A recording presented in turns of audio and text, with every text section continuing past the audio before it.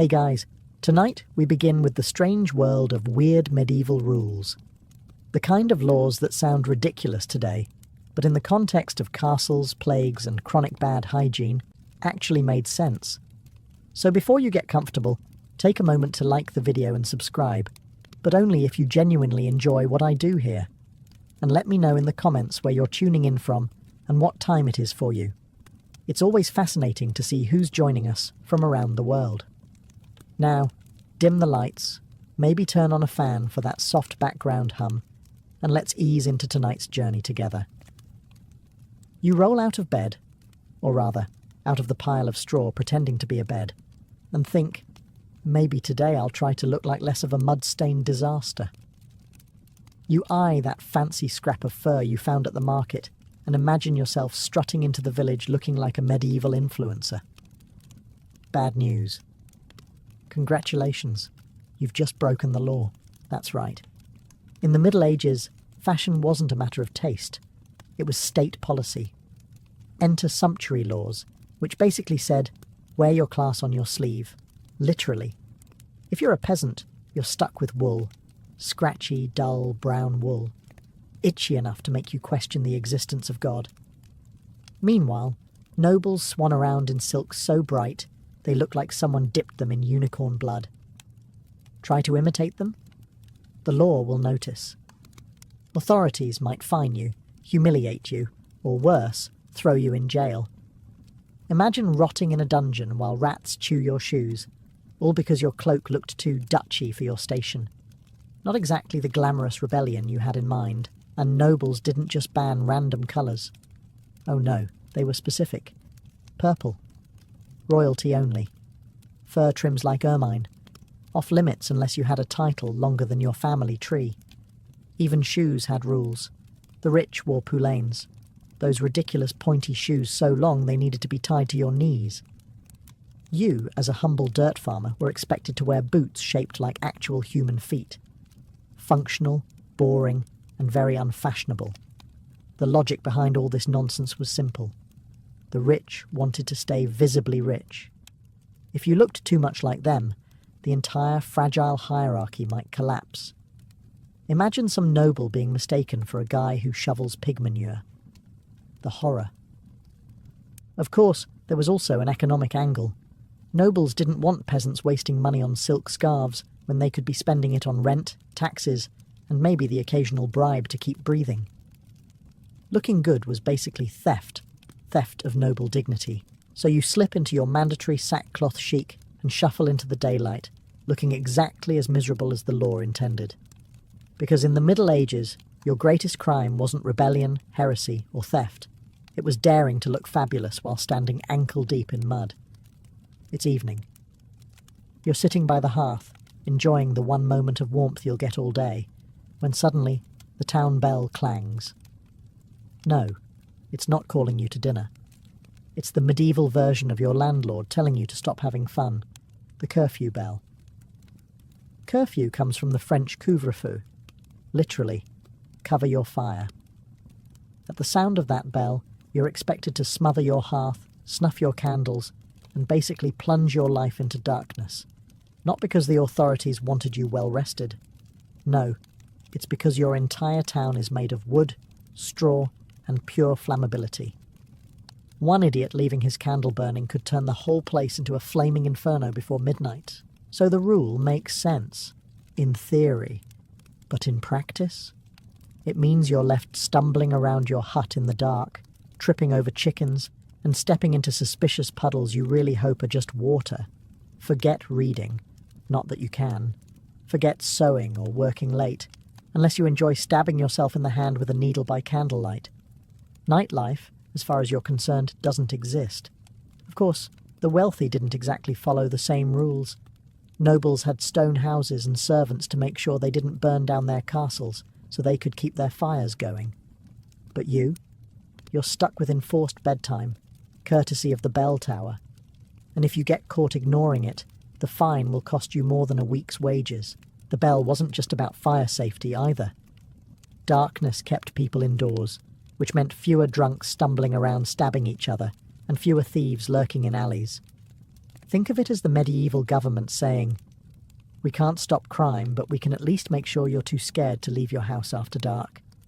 So there you are, lying on your straw mattress, wide awake, listening to rats gnaw on the beams and neighbours snoring through thin wooden walls, all because someone decided the safest way to run a town was to treat every resident like a 6-year-old at bedtime. It's not glamorous, but the curfew bell probably saved countless towns from going up in smoke. Still, when you blow out your candle tonight, just remember, the rule exists not because you're irresponsible, but because someone else definitely is. You wake up hungry, you've been fantasizing about roasted pork all morning, maybe even a slab of beef if you're really lucky. You walk into the kitchen, well, the one-room hut you share with your family, and reality smacks you in the face. It's Friday, which means no meat. Again. Welcome to medieval dietary law, courtesy of the church. Nearly half the calendar was off limits for meat. Fridays, Lent, Advent, countless feast days dedicated to saints you've never heard of. It all adds up to more fish than you ever wanted to see. Forget bacon, it's salted herring again. The spiritual message? Discipline and sacrifice. The practical message? Please stop eating all the cows before winter. You might think it's absurd, but it had a logic. Cows were precious. They pulled ploughs, gave milk, and provided leather. If everyone slaughtered them at the first sign of hunger, the agricultural system would collapse faster than your appetite at the sight of another pickled fish. These rules stretched food supplies, boosted the fishing industry, and kept some semblance of order in a world one bad harvest away from famine. Still, that doesn't make it fun. Imagine trudging home after 12 hours in the fields, only to find a plate of dried fish glaring at you like it knows you're disappointed. The rich had it slightly better. They had access to sturgeon, eels, or elaborate almond-based fake meat dishes. You, meanwhile, were stuck gnawing on a bony carp that tasted like mud. Of course, people cheated. Smugglers sold contraband meat on fasting days, and plenty of peasants quietly roasted a chicken behind closed doors. But if you got caught, fines, public shaming, or penance, which usually meant standing in church for hours while everyone stared at you like you'd single-handedly doomed their souls. The irony is that these dietary restrictions shaped entire economies. Towns thrived on fishing, monasteries made fortunes on preserved fish, and fasting days gave cooks a reason to get creative with grains, vegetables, and legumes. So, while you're chewing on your 47th plate of salted herring, just remember, you're not suffering for nothing. You're propping up medieval Europe's version of food security. Still, no rule in history has ever made fish taste like bacon. And that's the real tragedy. You're starving. Your family is starving. The cabbage stew you've been eating all week tastes like sadness in liquid form. Then you spot it. A plump rabbit hopping merrily through the woods, practically begging to be roasted. Perfect, right? Wrong. That rabbit belongs to your lord. Everything belongs to your lord. The trees, the deer, the boar, and yes, even that smug little rabbit. Welcome to medieval hunting law, where catching dinner without permission could make you a criminal. The forests weren't public land. They were the medieval version of a private game reserve, and your local noble wasn't about to share. He didn't care that you were chewing on turnips like a desperate goat. He wanted venison at his feast, and you weren't invited. So if you dared to snare that rabbit, you were poaching, a crime taken about as seriously as murder. Punishments varied, but none were pleasant. Best case? A fine you couldn't possibly pay. Worst case? A hand chopped off. Really bad case? Execution. Imagine being hanged for the medieval equivalent of stealing a chicken nugget. And the nobles didn't just protect their food out of greed. Hunting rights were a way of showing power. Being able to ride into the forest with hounds and crossbows wasn't just recreation. It was a live-action flex. Meanwhile, you were supposed to clap politely as your betters slaughtered animals you weren't even allowed to touch. Of course, peasants still poached. Hunger is persuasive, and rabbits breed faster than punishment could keep up. Whole villages sometimes banded together for secret hunts, slipping into the woods at night with nets and clubs.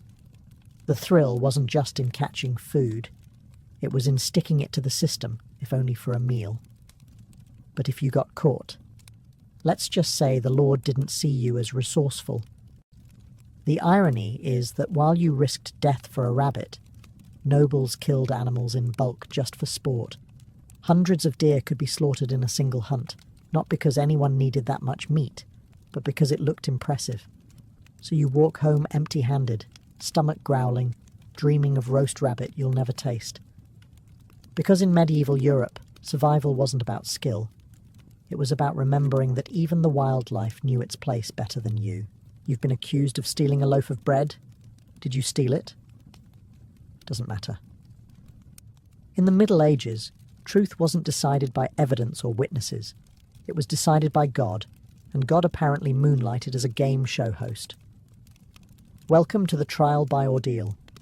Justice with the subtlety of a sledgehammer. The logic was simple. If you were innocent, God would protect you.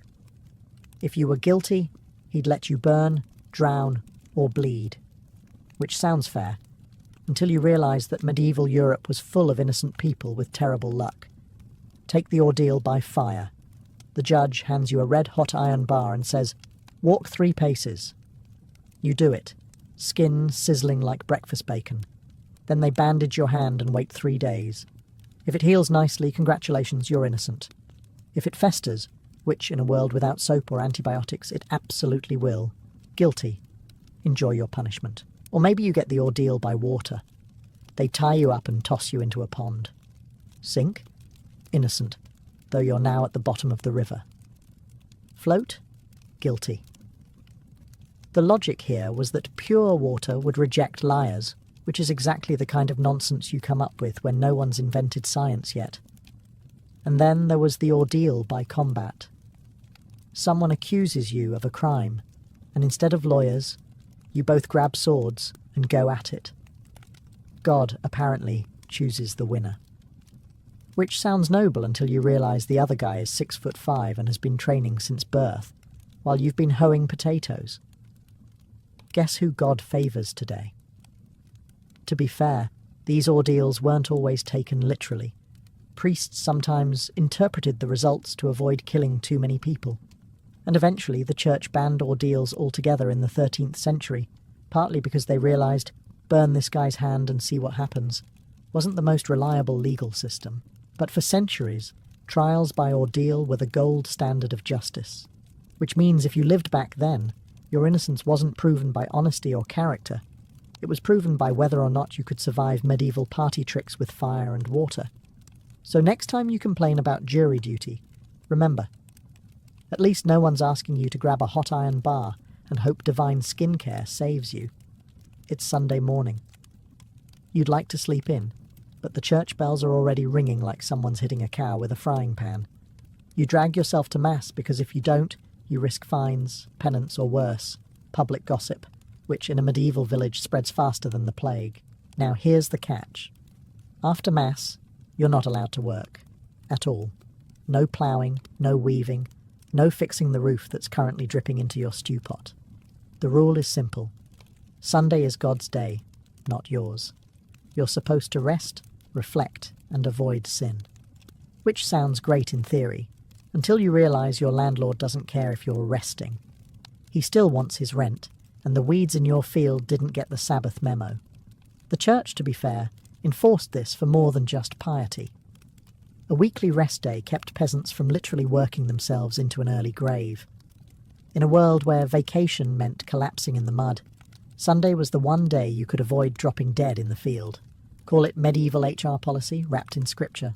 Of course, rest was a relative term. You weren't reclining with wine and cheese.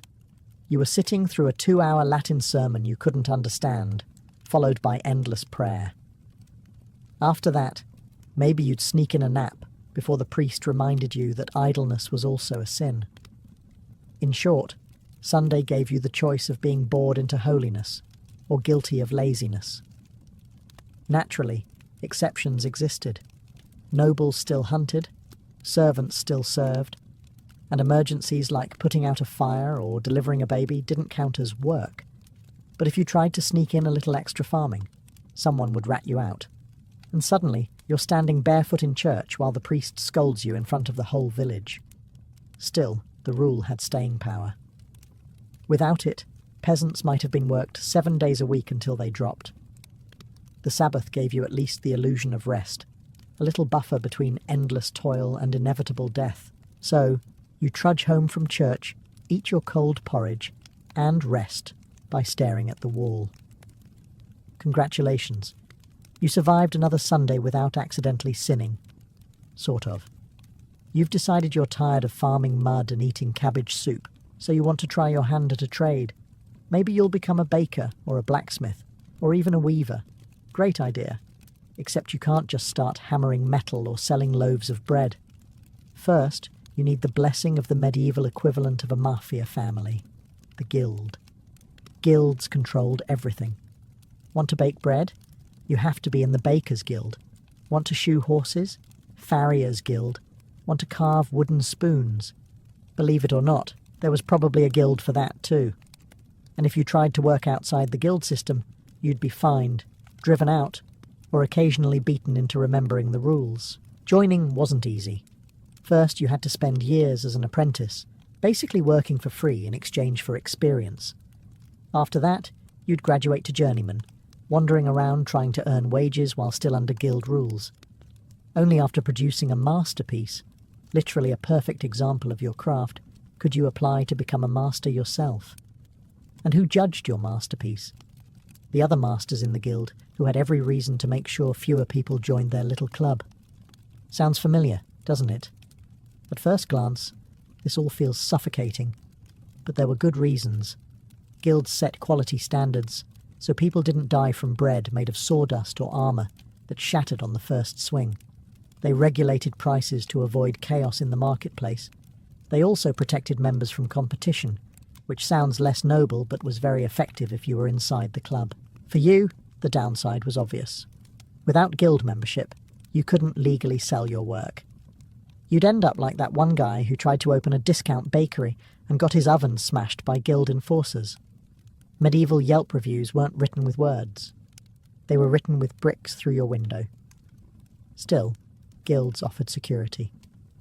If you were part of one, you got protection, training, and a voice in your town's affairs. If not, you were just another peasant pretending to know how to hammer iron.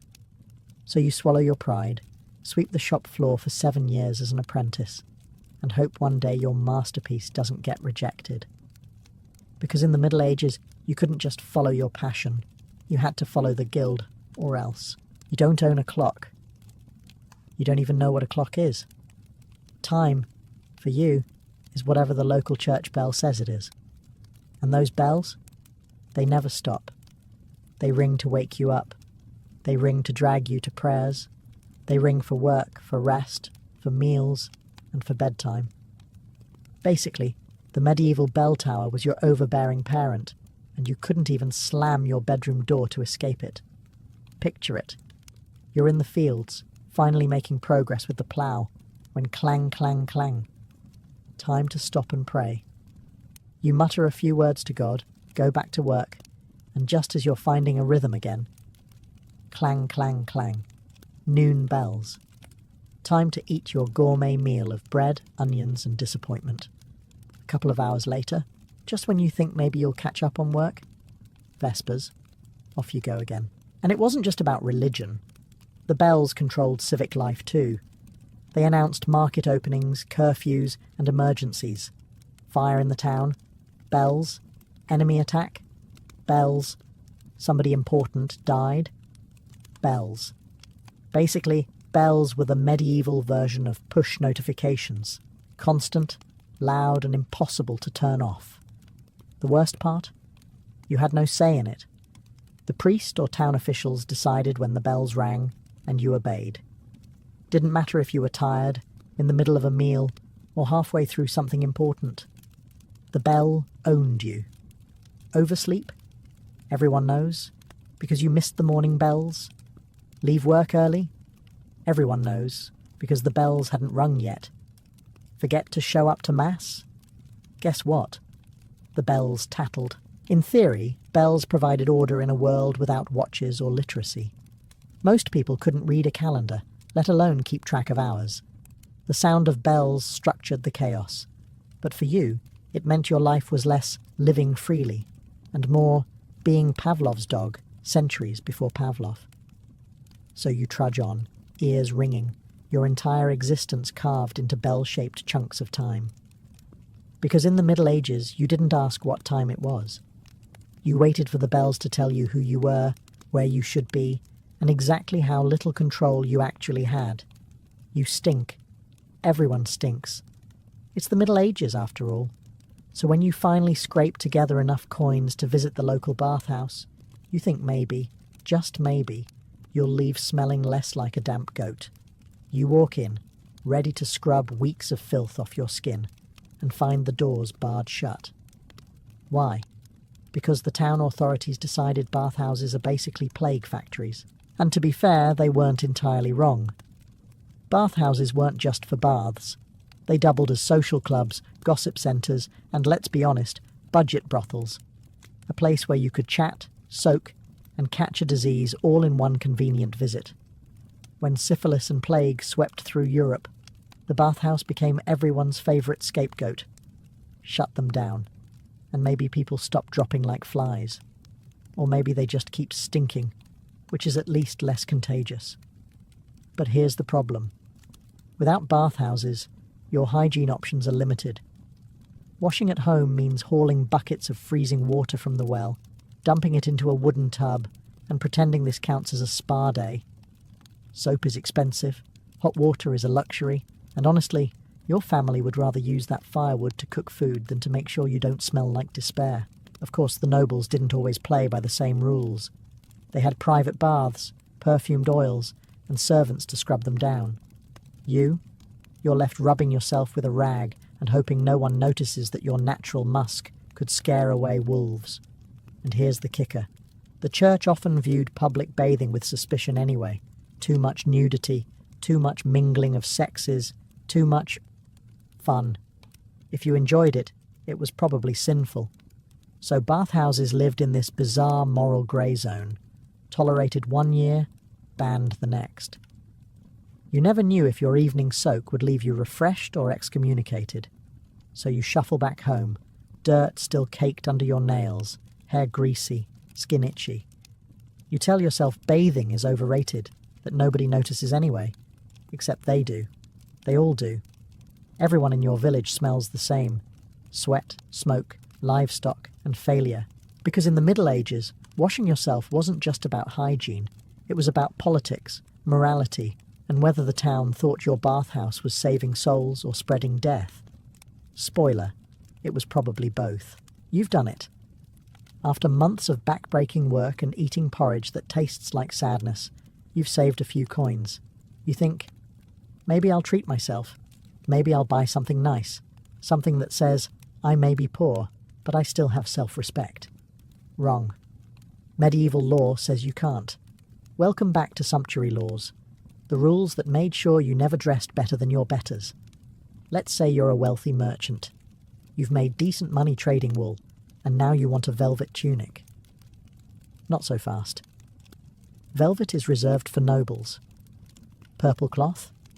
Forget it. That's basically the medieval trademark colour of royalty. Fur trims. Only if your family tree includes someone with the third at the end of their name. For you, the law demands beige potato sack chic. And the enforcement? Dead serious. Inspectors actually roamed towns checking hems, fabrics and colours. If you wore silk without the right pedigree, you'd get fined. Imagine trying to explain that you're in debt because you bought a shirt slightly too shiny. It's fashion policing in its purest form. The logic, of course, was order. If a duke and a merchant both walked into church wearing the same outfit, chaos might ensue. How would anyone know whom to bow to? Nobles couldn't risk being mistaken for commoners, so the law kept the classes visually separated, like medieval colour-coded uniforms. And don't think you could sneak around the rules. People tattled. If your neighbour spotted you in a cloak that looked a little too luxurious, they'd rat you out. Not because they cared about the law, but because watching you get humiliated in court was the best entertainment they'd have all month. Meanwhile, the nobles themselves strutted around in outfits so gaudy they needed entire servants just to carry their sleeves. Their shoes curled into points so long they had to be tied to their knees. But you? You're lucky if you're allowed a belt buckle that doesn't rust.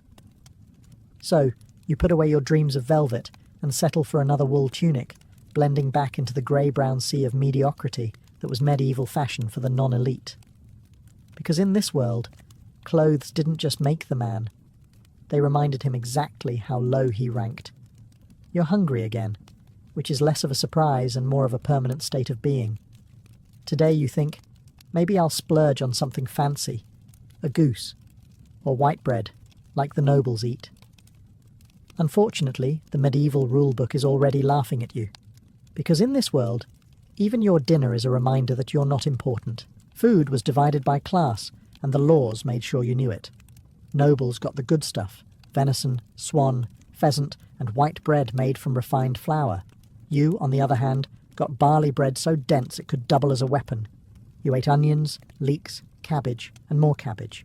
When in doubt, always more cabbage. Your stew wasn't seasoned with herbs. It was seasoned with despair. White bread was especially humiliating. It wasn't just tastier. It was literally a status symbol. Only the wealthy could afford to waste good flour on fancy loaves, while you were stuck with dark bread that looked and tasted like a doorstop. And if you tried to get around it, say, buy a goose on the sly or sneak some venison into your pot, congratulations, you're guilty of eating above your station. Fines, shaming, or worse. Imagine explaining to your children that you're in prison because of bread. The rules weren't only about class snobbery, they also had practical roots. By reserving high-status foods for the elite, society rationed limited resources. If every peasant roasted swans on Sunday, there'd be no swans left for the Duke's feast. And let's be honest, the Duke's feast was always going to matter more than your survival. Of course, this didn't stop peasants from dreaming. Ballads and jokes often poked fun at the idea of a poor man sneaking venison or a roast goose. Food was the fantasy equivalent of winning the lottery. You weren't imagining castles or crowns, just one meal that didn't taste like boiled mud.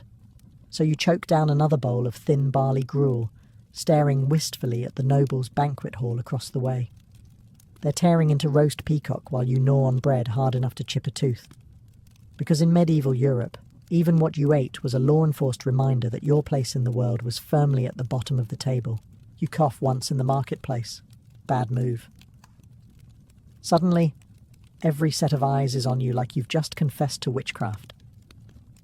Welcome to plague season, where one sneeze can get your entire neighbourhood shut down. In the Middle Ages, quarantine wasn't optional.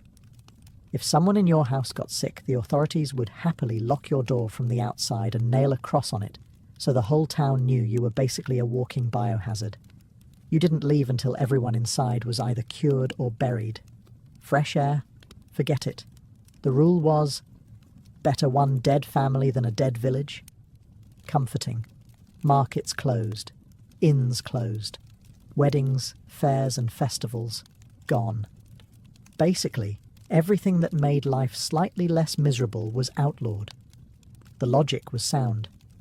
Keep people apart, and maybe they stop spreading death like it's free samples at a fair.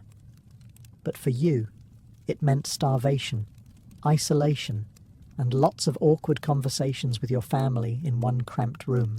If you were unlucky enough to be a gravedigger, things got even worse. The authorities forced you to work day and night, hauling corpses, digging trenches, and trying not to catch the very thing you were burying.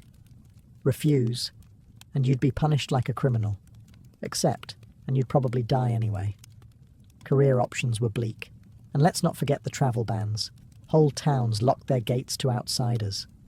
Strangers were treated with suspicion, merchants were turned away, and if you did manage to sneak in, you were greeted with pitchforks instead of hospitality. Tourism in plague years wasn't exactly thriving. Of course, these rules had their moments of medieval brilliance. Some cities actually reduced death tolls by enforcing strict quarantine. Others just panicked, shut everything down, and hoped God would notice. Either way, the result was the same. You, trapped at home, rationing stale bread and hoping your neighbour's cough didn't drift through the walls. So, you sit in your sealed-off house, staring at your family, wondering who's going to start coughing next. The only upside? For once, you don't have to go to church.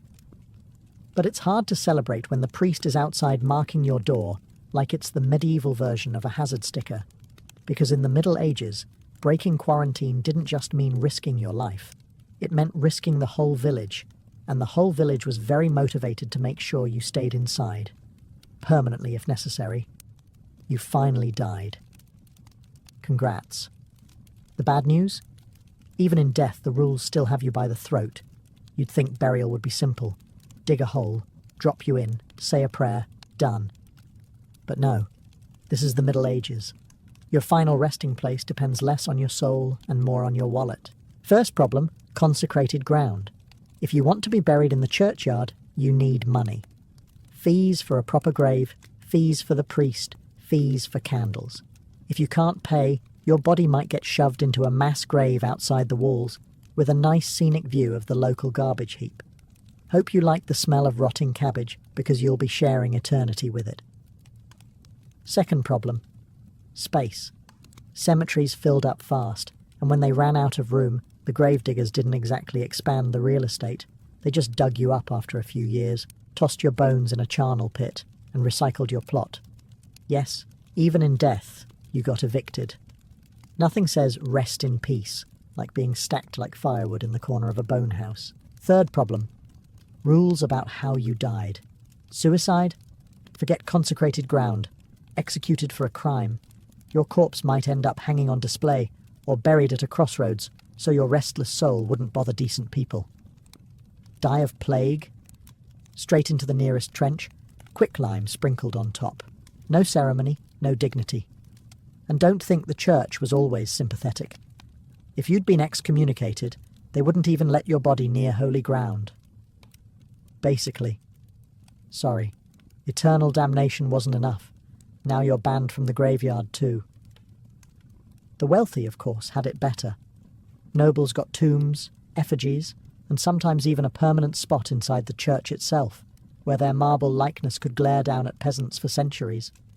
You're lucky if your grave marker isn't just a rock with "Here lies nobody important" scratched on it. So, even in death, you realise the Middle Ages never stopped reminding you of your place.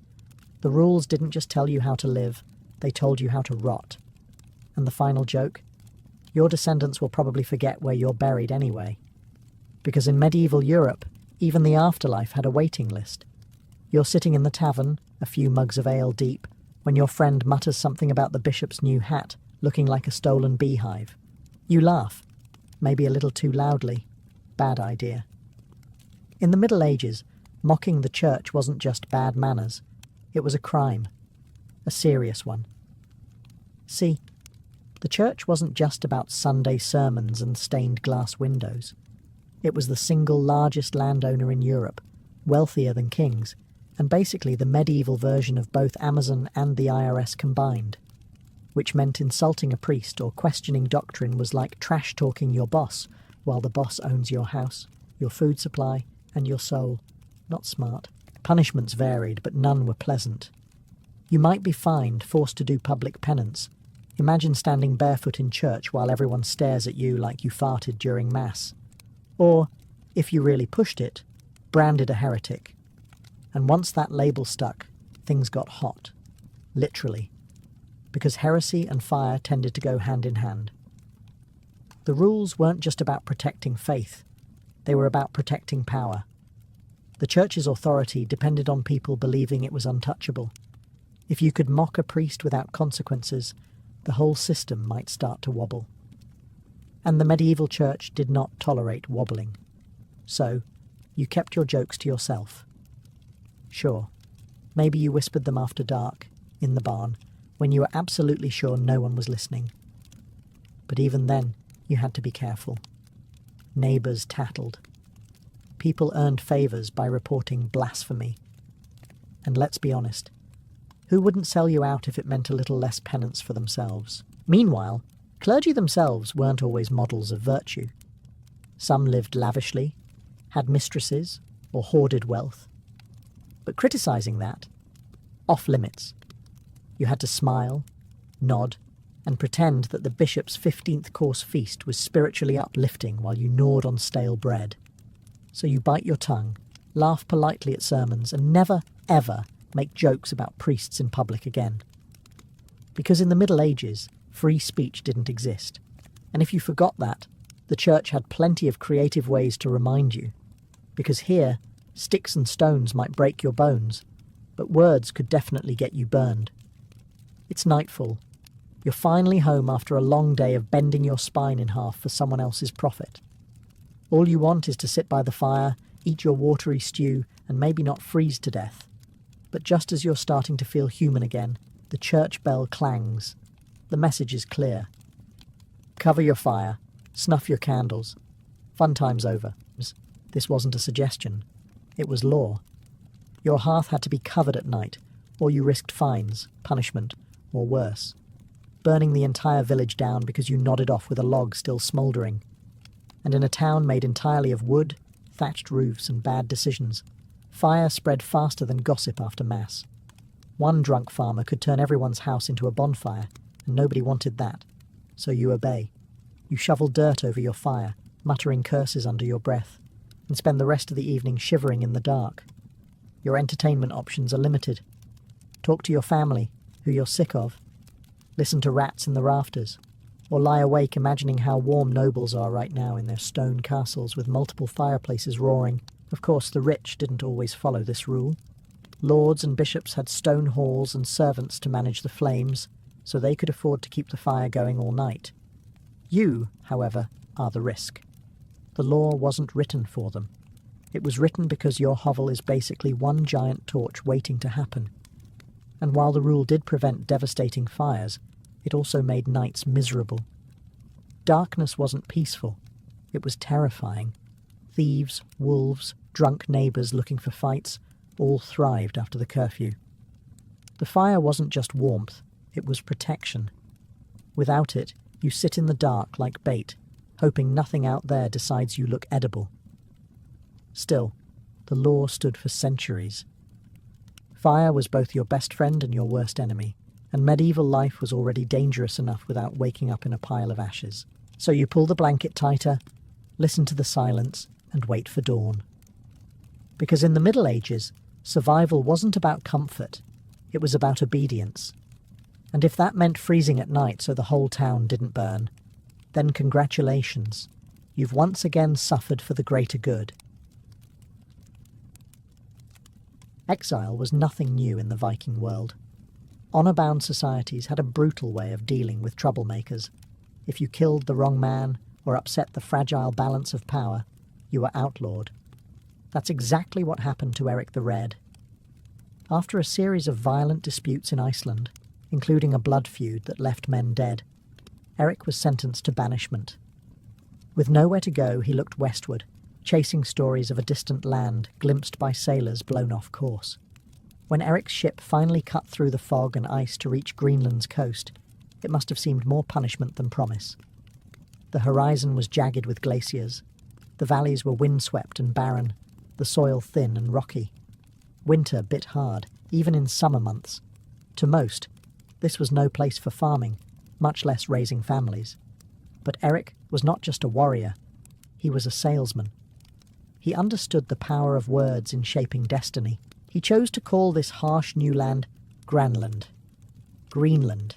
It was a bold lie, but a useful one. Where others saw cold stone and snowfields, Eric painted a vision of fertile meadows and grassy slopes. The name alone suggested hope, a place where farmers might prosper, where families could start fresh, and where land-hungry settlers could escape the overcrowding of Iceland. His genius was not in taming Greenland, but in convincing others it could be tamed. Back in Iceland, Eric spread his pitch with the confidence of a seasoned chieftain. He told of valleys where sheep would graze, of fjords rich with fish, of hillsides ready for ploughs. He emphasized abundance, not scarcity. The promise of land was irresistible to Viking families pressed by growing populations and limited resources at home. By 985 CE, Eric had gathered a fleet of longships filled with hopeful settlers, livestock, and tools. Some came for necessity, others for adventure. They risked everything on Eric's promise, leaving familiar soil for a world that was more ice than green. What awaited them was not paradise, but survival at its harshest. Yet without Eric's cunning rebranding, Greenland might have remained an empty wilderness, known only to drifting sailors. Instead, it became the stage for one of the boldest experiments in Viking endurance. In the summer of 985 CE, the Great Gamble began. Eric the Red had convinced dozens of families to join him, and together they prepared their longships for the most dangerous voyage of their lives. Unlike raiding expeditions, this was not a quick strike across the sea. These ships carried everything needed to build a society from scratch: cattle and sheep crammed into pens on deck, goats tethered beside barrels of water, sacks of grain for planting, iron tools, and chests of precious cloth and timber. Children clung to their mothers, while warriors stood at the rails, scanning the horizon for danger. The crossing from Iceland to Greenland was no gentle cruise. The North Atlantic was a cruel teacher, and the Vikings knew it well. Fog rolled in thick, hiding the cliffs and reefs until they seemed to spring from nowhere. Sudden squalls ripped through sails, snapping ropes and drenching passengers to the bone. Sea ice floated in great jagged slabs, threatening to crush a hull if struck. Many nights the only sound was the creak of timber and the prayers whispered into the dark. Not every ship survived. The sagas tell us that of the 25 or so longships that set out, only about 14 reached Greenland. The rest were lost to storms, shipwreck, or forced to turn back, limping home with broken masts and shattered hopes. Those who pressed on did so with grim determination. To turn back meant shame. To continue meant danger, but also the chance at new land and freedom from old debts. Life aboard ship was cramped and relentless. Families huddled under woolen cloaks, fighting seasickness and hunger. Meals were hard bread, dried fish, and whatever could be boiled in seawater. Livestock fouled the decks, and the stench clung to everyone. Yet there was also resilience. Women spun yarn from wool even at sea, keeping their hands busy. Men sang rowing chants when the wind died, voices rising against the howl of the waves. Children, too young to understand the stakes, found moments of laughter, playing with driftwood toys between bouts of terror when the ship pitched too violently. After weeks of this peril, the settlers finally sighted Greenland's icy cliffs. Exhausted, battered, but alive, they had crossed the most unforgiving waters in the world. The land that rose before them was no green paradise, but it was theirs, and that was enough to begin. When the settlers first stepped onto Greenland's rocky shores, relief quickly gave way to reality. There were no forests to cut for timber, no soft fields ready for farming, and little sign of abundance. The mountains were bare, the valleys narrow, and the climate unforgiving. If the Vikings were to survive here, they would have to wrestle a home out of the land itself. The solution was both simple and ingenious. Turf houses. Strips of sod were cut from the ground, stacked like bricks, and packed tightly together. The walls could be several feet thick, insulating against the freezing winds that swept down from the glaciers. Driftwood, washed ashore after long journeys across the sea, became the skeleton of their dwellings. Roof beams, door frames, and supports. The Vikings learned to scavenge every scrap of wood that the ocean offered, treating each log as treasure. Inside, these homes were dim and smoky. The only light came from small openings covered in animal skins, while fires smouldered in stone hearths, filling the rooms with both warmth and choking fumes.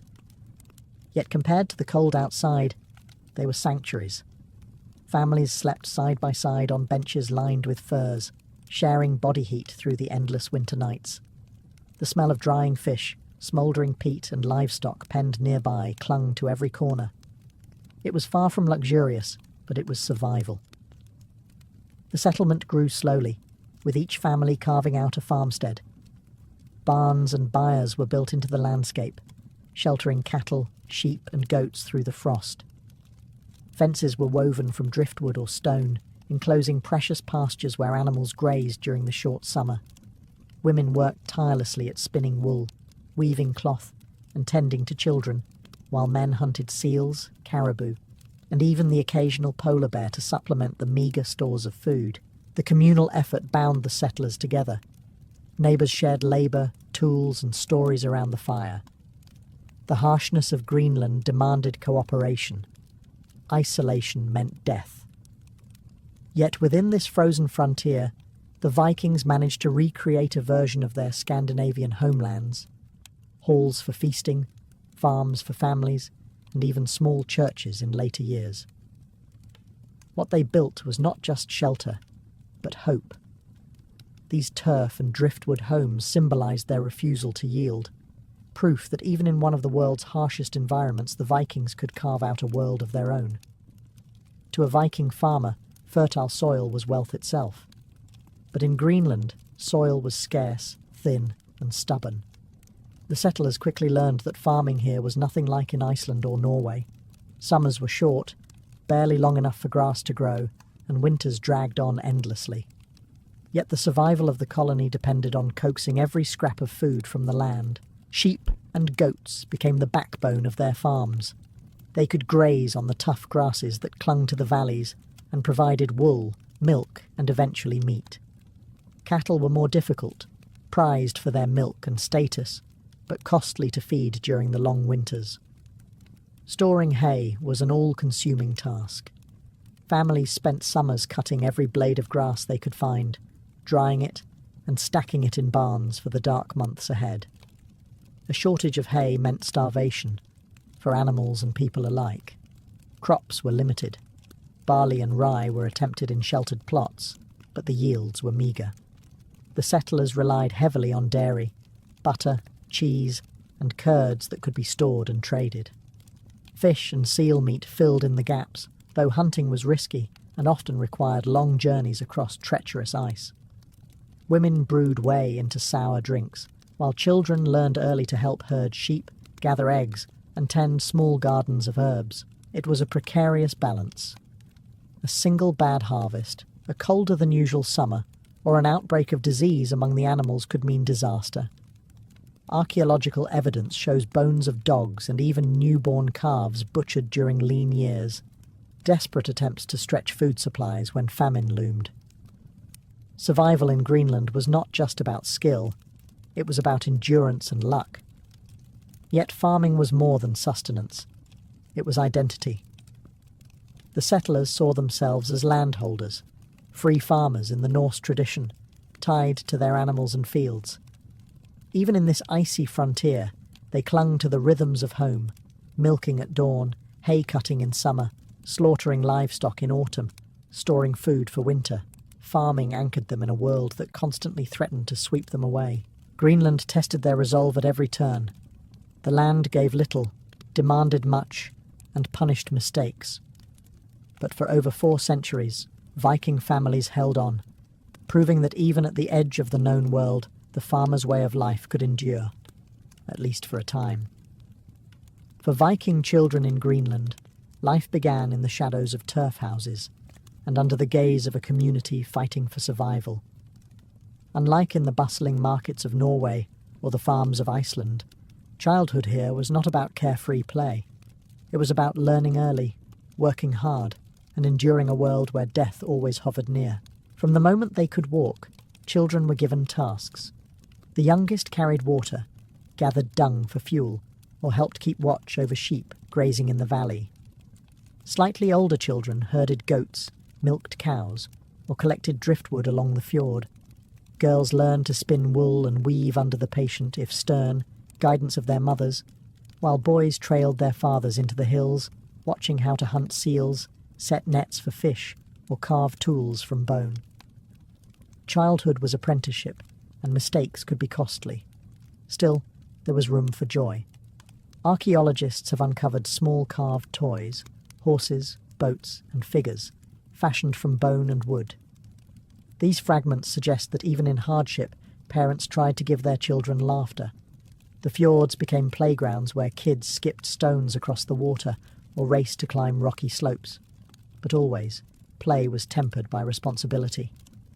Childhood was brief, adulthood came quickly. Education was oral, steeped in stories and sagas. Around the hearth at night, elders told of Odin and Thor, or the voyages of legendary ancestors. These tales weren't just entertainment, they were lessons in courage, cunning, and endurance. Later, as Christianity took root, children learned prayers in Latin, though most could not read or write.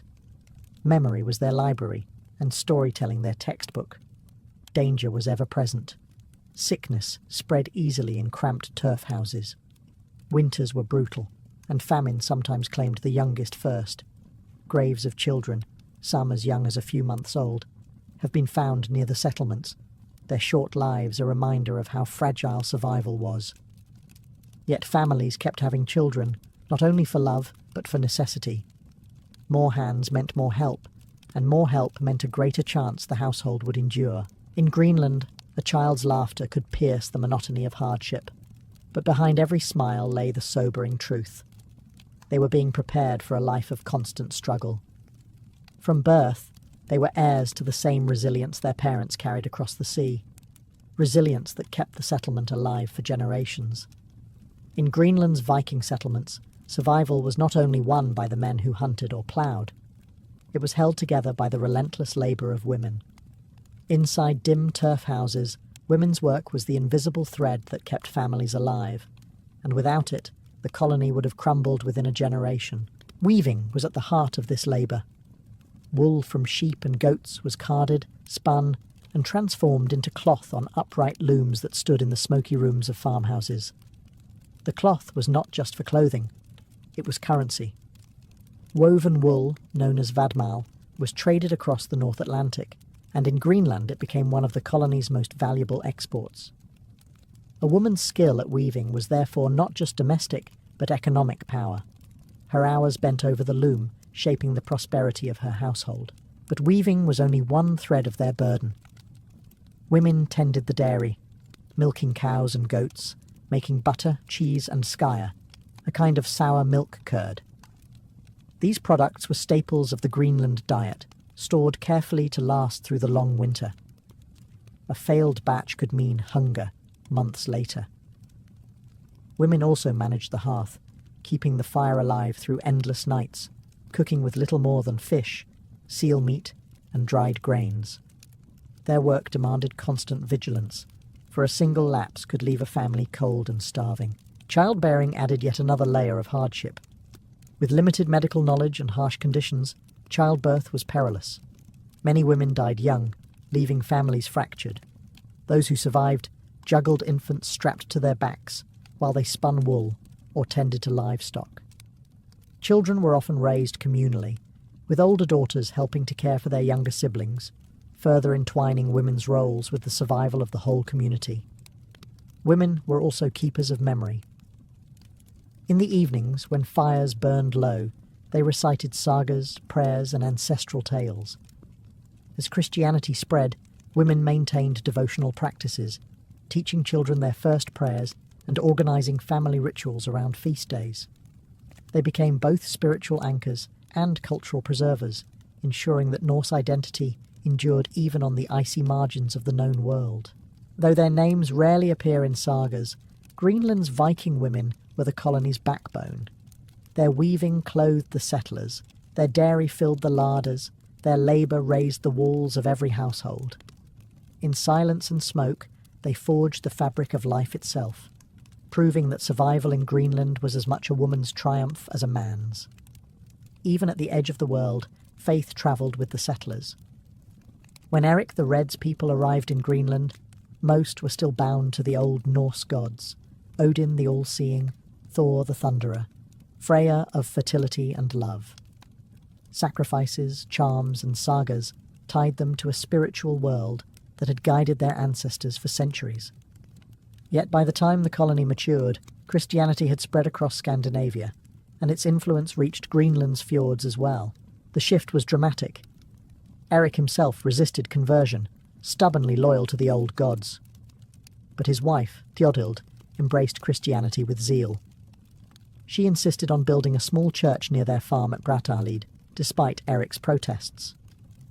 The sagas tell us that Eric refused to enter it, dismissing the new faith as weakness. Still, the Ordeals Chapel became a gathering point, the first Christian church in Greenland. From that modest turf-walled structure, Christianity began to take root. By the early 12th century, the colony had bishops, priests, and stone churches, most famously the great cathedral at Gardar. Its remains still stand today. Thick stone walls rising above the grass, silent testimony to faith in a land where survival itself was a daily battle. Religion brought more than ritual. It tied Greenland to the wider world. Bishops in Norway sent priests, and Greenlanders sent back walrus ivory, furs and hides to pay tithes and keep their spiritual lifeline alive. Faith also reshaped daily life. Pagan feasts were replaced or reinterpreted through Christian holidays. Children were baptized, marriages blessed, and the dead buried in consecrated ground. Even in this harsh frontier, settlers wanted to be part of the universal Christian community, to know their souls were connected to those in Norway, Iceland, and beyond. Yet traces of the old ways lingered. Amulets shaped like Thor's hammer have been found alongside crosses, suggesting that many Greenlanders hedged their bets, carrying both traditions into the uncertain future. In such a perilous land, it made sense to call on every possible power, old and new. Faith gave Greenland settlers something beyond survival. It gave meaning. To bow their heads in prayer within turf churches while winds howled outside was to insist that life here was not merely endurance, but part of a divine order. Their faith did not melt the ice or soften the soil, but it gave them the courage to face both. Greenland may have felt like the edge of the world, but the Vikings who lived there were never entirely cut off. From the beginning, survival depended on maintaining ties with Iceland and Norway. The settlers could produce wool, dairy, and hides, but they lacked many essentials: iron for tools, timber for building, and luxury goods that reinforced status. To bridge the gap, they turned to trade, creating lifelines across the storm-tossed North Atlantic. Walrus ivory was Greenland's most prized export. Walrus tusks, carved and polished, were shipped to Europe, where they became chess pieces, religious artifacts, and luxury ornaments. Hunting walrus was no easy task. It meant long expeditions north into icy waters, braving polar bears, treacherous seas, and bitter cold. But the ivory fetched high prices, and for a time it kept the colony relevant in European markets. Alongside ivory came furs, sealskins, and even rope made from walrus hide, all commodities that tethered Greenland to the wider medieval economy. In exchange, ships brought grain, iron, wood, and goods that could not be produced locally. Priests and bishops travelled back and forth, ensuring the colony's spiritual connection to the church. Letters and rumours carried news of kings, crusades, and wars that felt impossibly distant, yet still shaped Greenland's fate. Each ship that arrived in the fjords was both a relief and a reminder. They were not forgotten, but they were far away. Yet isolation always loomed. Years could pass without a single ship from Europe. Storms, politics, or simple neglect could silence Greenland's link to the outside world. During these gaps, settlers had to stretch dwindling supplies, repair broken tools with bone or stone, and improvise where trade would once have saved them. The psychological weight of this uncertainty was immense. Every summer, families scanned the horizon for sails, hoping, praying that a ship would appear. Despite the hardships, Greenlanders remained proud participants in the Norse world. They told stories of Leif Erikson sailing even further west, toward lands of forests and game. They sent gifts to kings and churches, asserting their place in the Norse tapestry. But beneath this pride was a fragile truth. Their survival hinged on ships that might not come.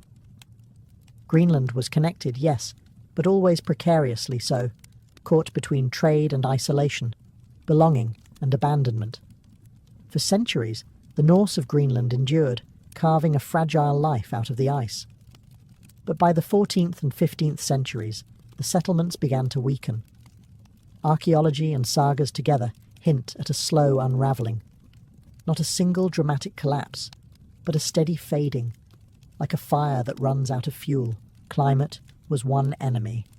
The so-called Little Ice Age gripped the North Atlantic, bringing colder winters and shorter summers. Pastures shrank, hay harvests failed, and livestock starved. Farming, always precarious, became nearly impossible. Families slaughtered animals early, cut back on herds, and struggled to keep food in storage. Children's bones from late burials show signs of malnutrition, proof that hunger haunted the colony's final years. Trade also faltered.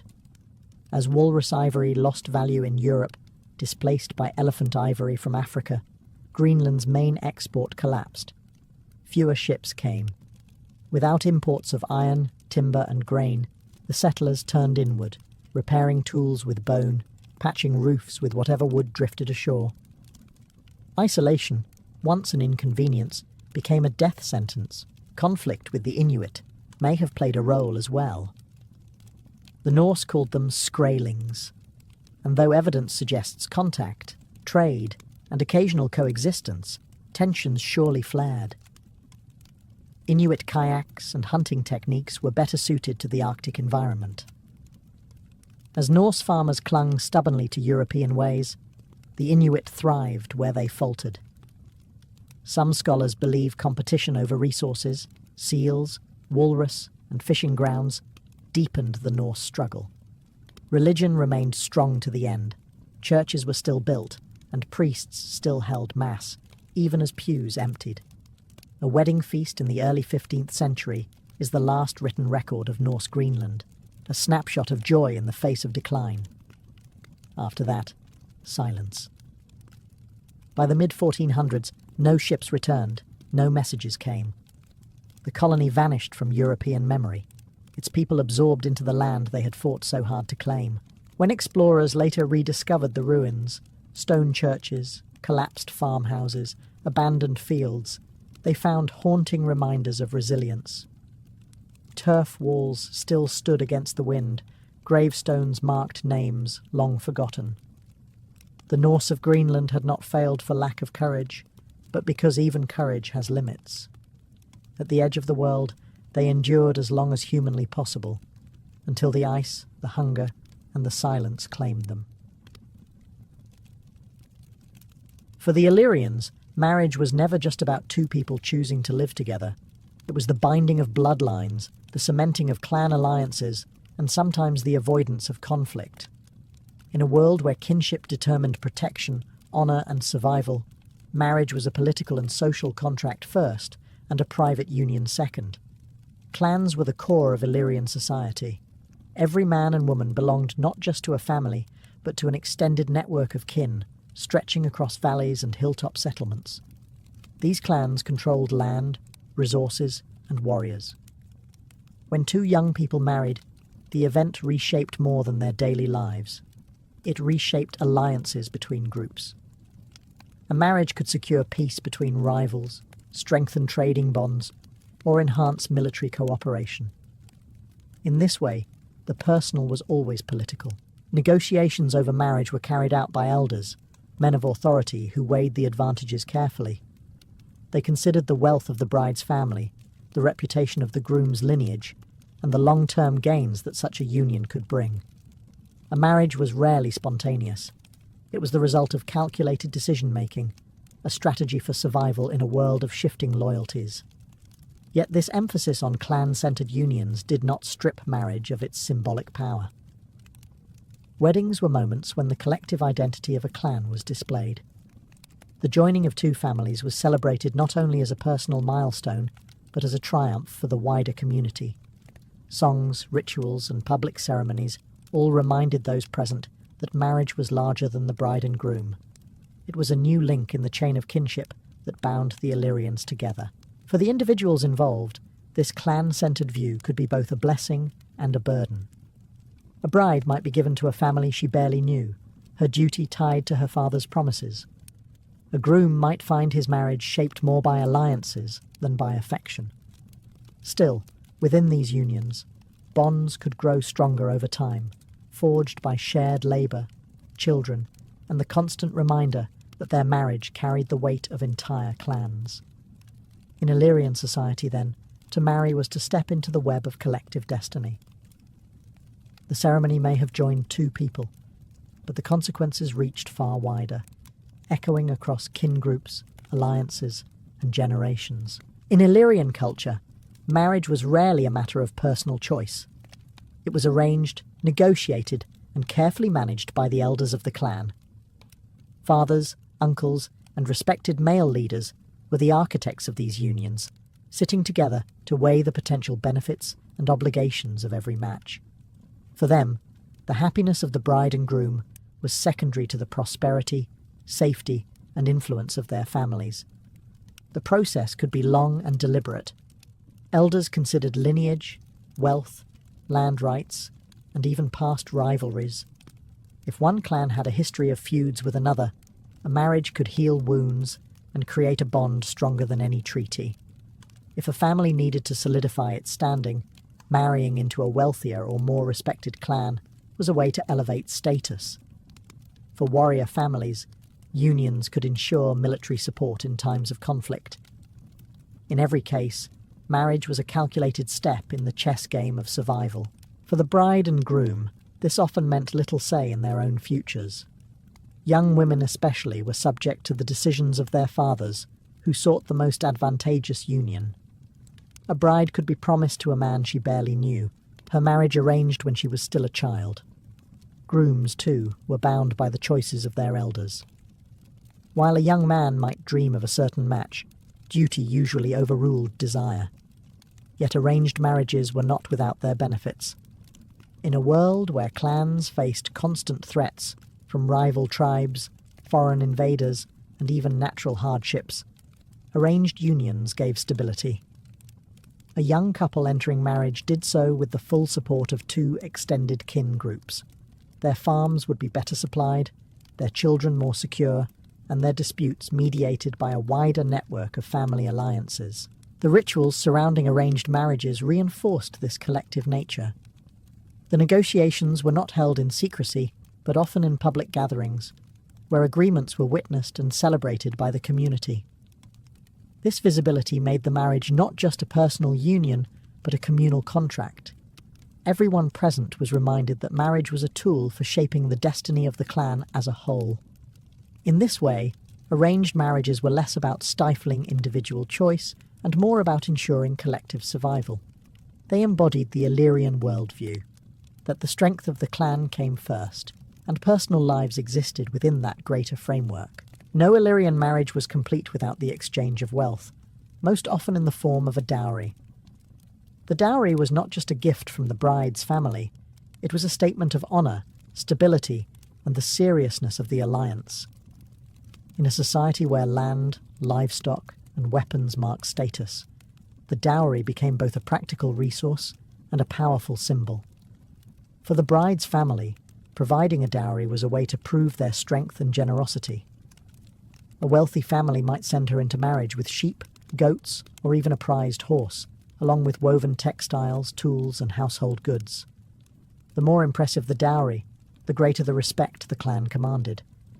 A stingy or meagre offering, on the other hand, could cause whispers of weakness, damaging a family's reputation. The groom's family, however, was not simply the beneficiary. Accepting a dowry meant accepting responsibility. It was a pledge to treat the bride well, to uphold the alliance, and to maintain the trust that the transaction represented. In some regions, there is evidence of bride price traditions as well, gifts flowing in the opposite direction, from the groom's kin to the bride's family.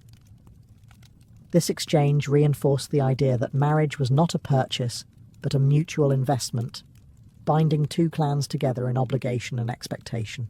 The items included in dowries also reveal much about Illyrian life. Livestock dominated, for animals were wealth in motion. They provided food, clothing, and trade. Metal objects, when available, were prized, as iron weapons and tools gave practical and military advantages. Women's dowries often included woven garments, blankets, and jewellery. Not only tokens of beauty, but also proof of the bride's skill and industriousness. These items would stock the new household, ensuring the young couple began their life together with security. Dowry ceremonies were public and festive.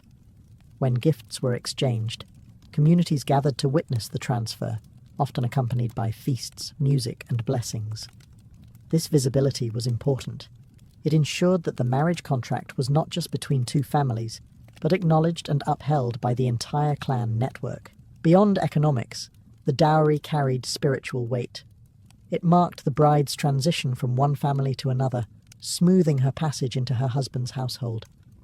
In this way, the dowry was not only wealth, but a bridge, connecting old ties with new responsibilities and ensuring that the alliance would endure.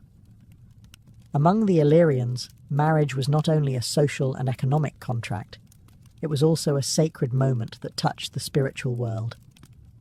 Central to the ceremony were fertility rites, rituals designed to ensure that the union would be fruitful, that children would be born, and that the land and herds would prosper under the blessing of the gods.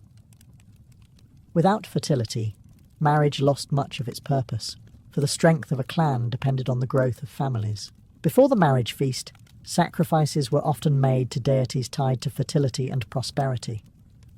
Archaeological evidence and later Roman accounts suggest that animals such as sheep, goats, or bulls were offered to invoke divine favour.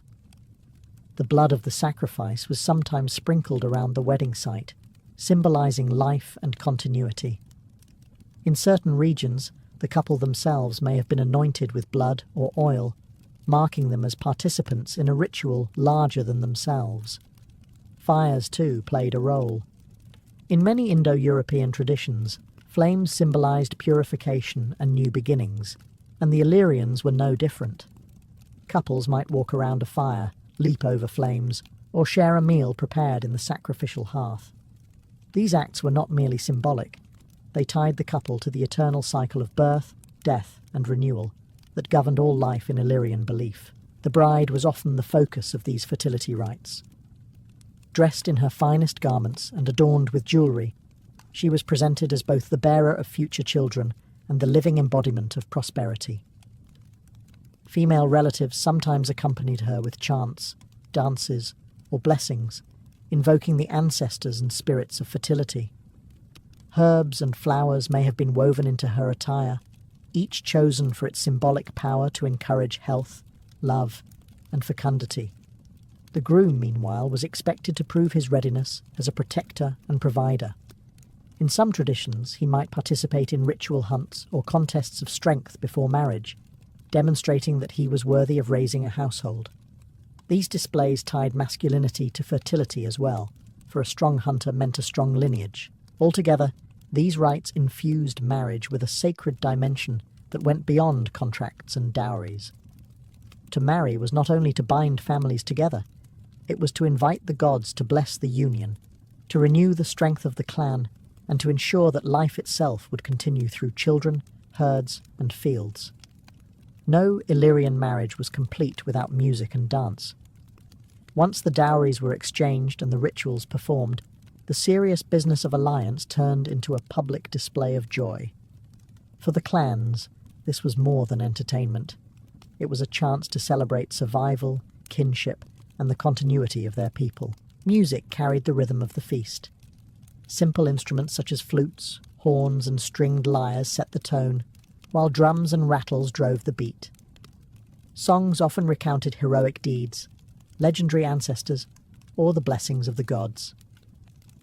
At weddings, verses were improvised to praise the bride's beauty, the groom's strength, and the union of their families.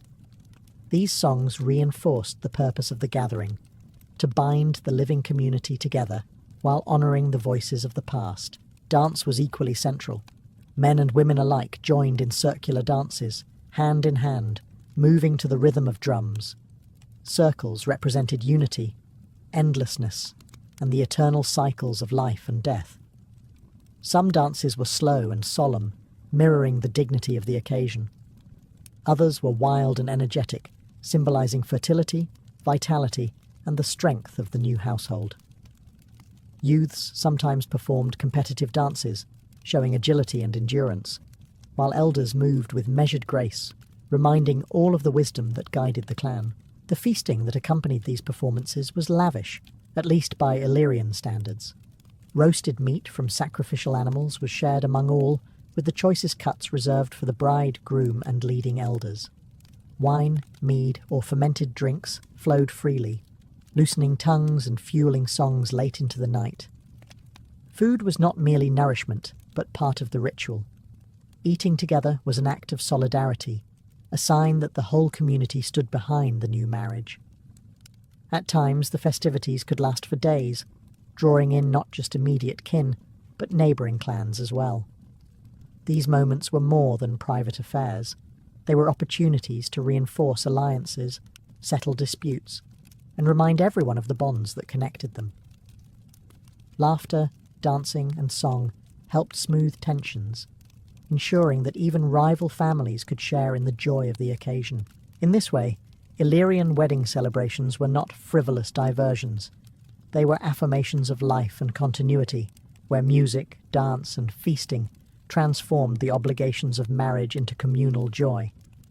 Through rhythm, movement, and shared food, the people of the Highlands declared, "This union is not just for two, but for us all." For the Illyrians, marriage was not only a social and economic alliance, it was a sacred act requiring the blessing of the gods, and blessings in their world were rarely free.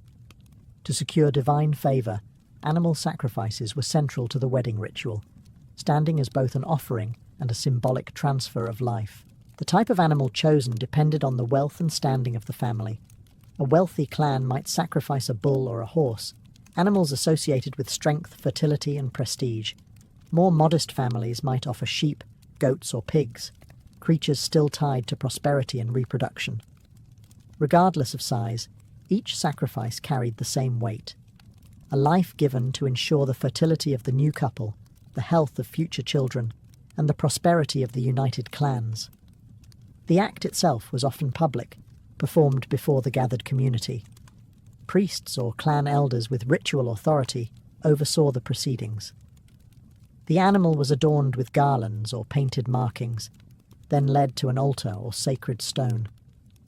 With prayers and invocations to Illyrian deities, its blood was spilled onto the ground, mingling with the soil as a sign of renewal and continuity. The earth drank the sacrifice, and in return it was believed the gods would grant abundance. Parts of the animal were often burned in a fire, the smoke rising toward the heavens as a message to the divine. The remainder was cooked and shared among the guests during the wedding feast. This act of communal eating gave the sacrifice a second meaning.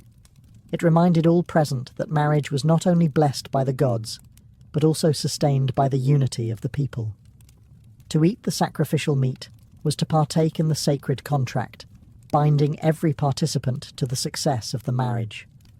Sacrifice also carried an element of protection. The spilling of blood was thought to ward off evil spirits and misfortune, shielding the couple from harm in their new life together. It was a way of cleansing, ensuring that no bad omens followed them into their household. Through these rituals, Illyrian weddings bridged the human and divine worlds. Sacrifices gave weight to promises, reminding everyone that marriage was more than a social bond. It was a sacred covenant, upheld by gods, ancestors, and the blood of offerings poured into the earth. In Illyrian society, the bride was more than a participant in marriage. She was the centerpiece of the ritual, the symbol of fertility, prosperity, and the continuation of the clan. While men negotiated the terms of the marriage and performed sacrifices, the women ensured that the traditions surrounding the bride were observed with care. These customs elevated the bride into a figure of both honour and responsibility, carrying the hopes of two families into her new household. Preparation began days before the wedding. Female relatives bathed the bride, combed her hair, and adorned her with jewellery. Necklaces of bronze, silver, or glass beads reflected her family's wealth, while belts and fibulae, brooches, fastened garments that displayed her skill in weaving. Some items were heirlooms, passed down through generations, linking her to the women who came before. This dressing was not just beautification, it was a rite of transformation, marking her passage from maiden to wife. Symbolic rituals surrounded her departure from her natal household. In some traditions, she may have been veiled, representing both modesty and the mystery of her new role. Women sang laments, bittersweet songs mourning the bride's separation from her family while blessing her future. These chants underscored the reality that marriage meant leaving one world behind to enter another. The journey to the groom's house was itself a ritual.